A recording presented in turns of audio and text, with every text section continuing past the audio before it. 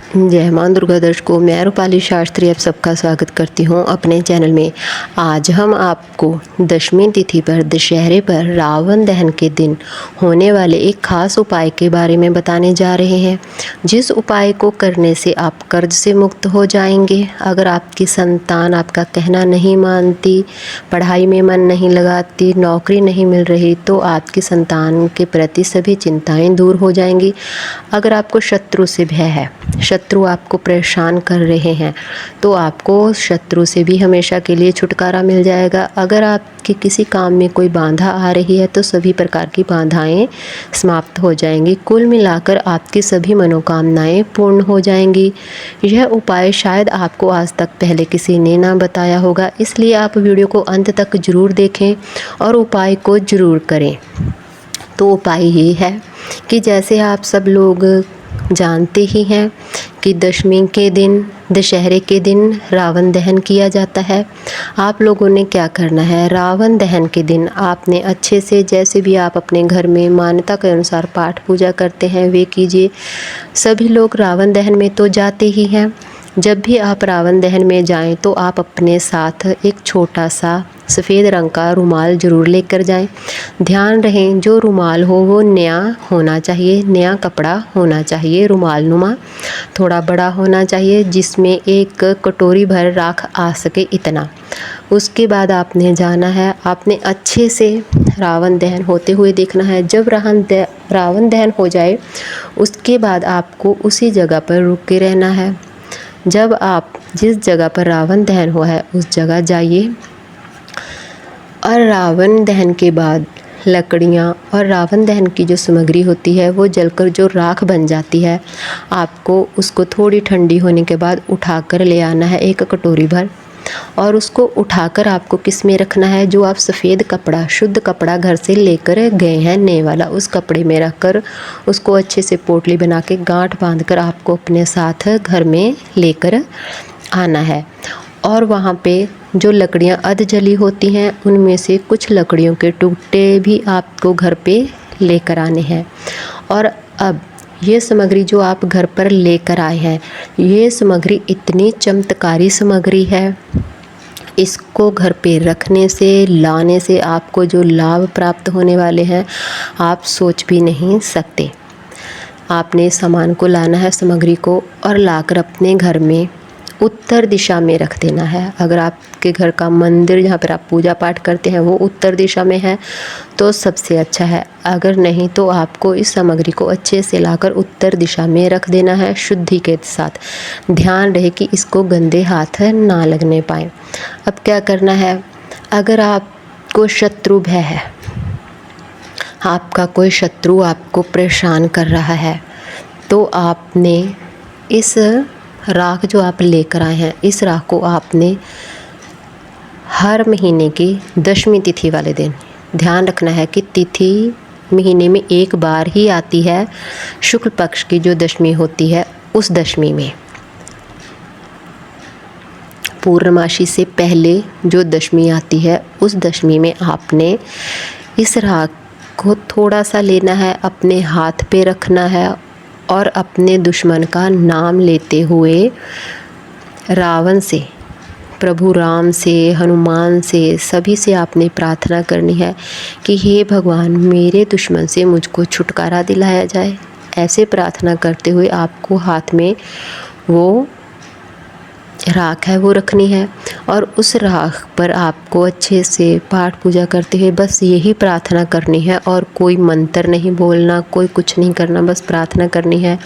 और उस राख को आपने जहाँ पर आपका दुश्मन आता जाता हो, जा उसका घर हो, वहाँ पर आपने फेंकानी है। राख लेनी है बस चुटकी भर, ज़्यादा नहीं, चुटकी भर एक पुड़िया बना लीजिए, चाहे उसको हाथ में रख लीजिए। बस जहाँ से आपका दुश्मन गुजरे वहाँ पर आपको फेंक कर आ जाना है।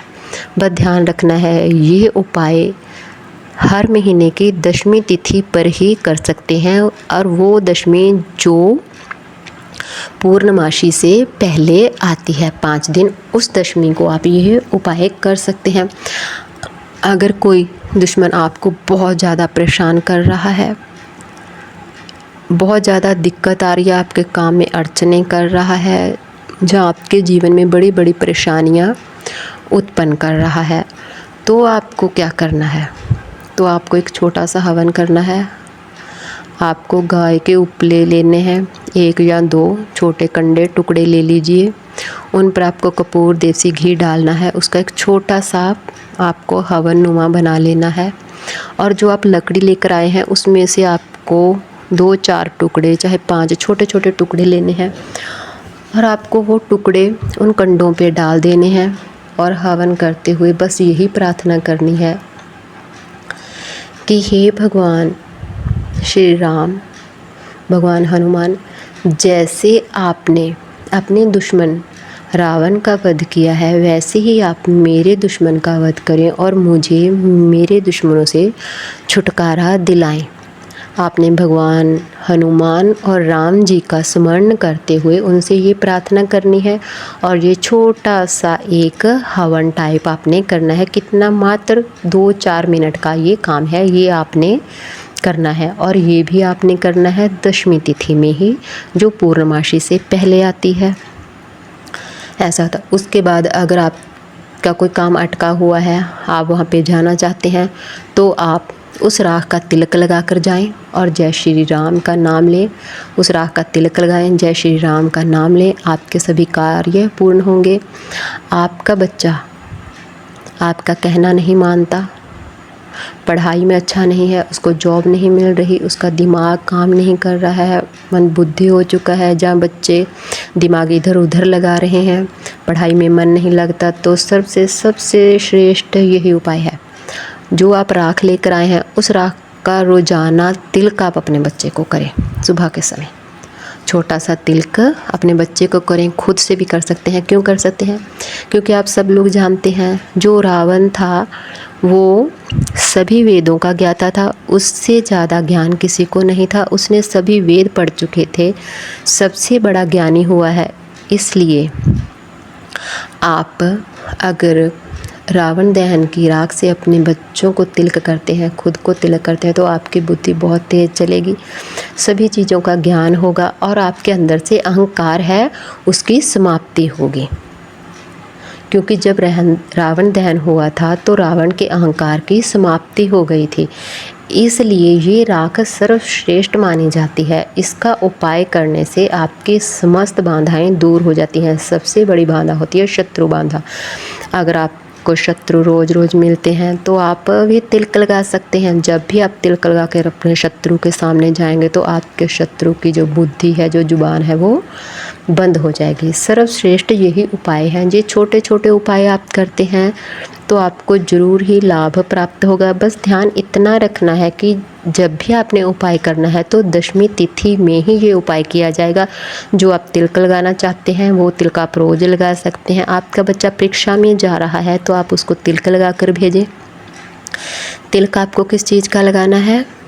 जो वहाँ से आप भभूति राख लेकर आए हैं उसका।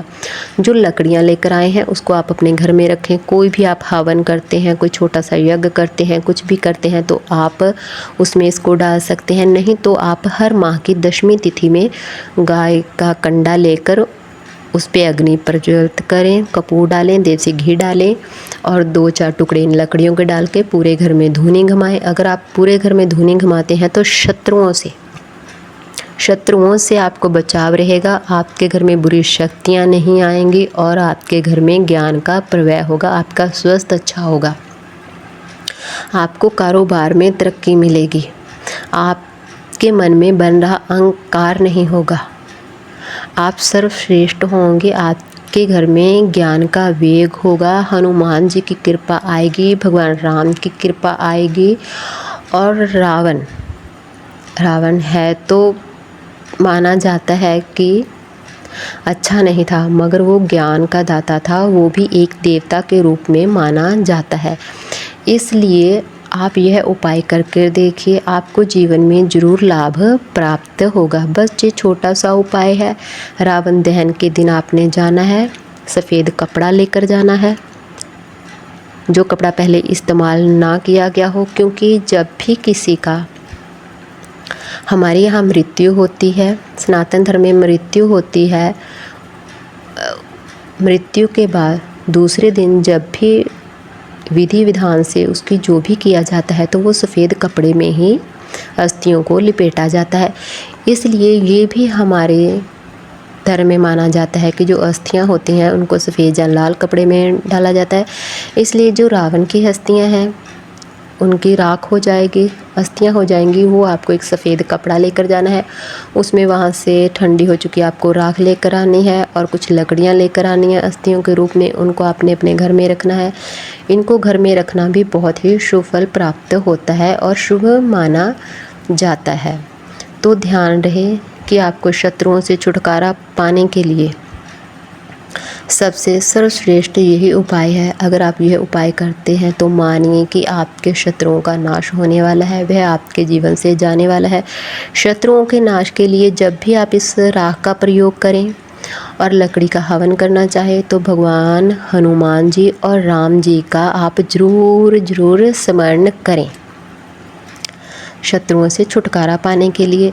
बच्चे कहना नहीं मानते, नौकरी नहीं मिल रही, पढ़ाई में कमी है, बुद्धि में कमी है, उसके लिए जब भी आप राख का तिलक लगाएं, जल लकड़ियों का हवन करें तो आप रावण का स्मरण करें। बस ये बात आपको ध्यान में रखनी है। आशा करती हूँ कि आपको हमारी जानकारी अच्छी लगी होगी। जिन लोगों को हमारी जानकारी अच्छी लगी कृपया वो चैनल को सब्सक्राइब करें, लाइक करें, कमेंट करें और शेयर भी ज़रूर कर लें। जय माँ दुर्गा।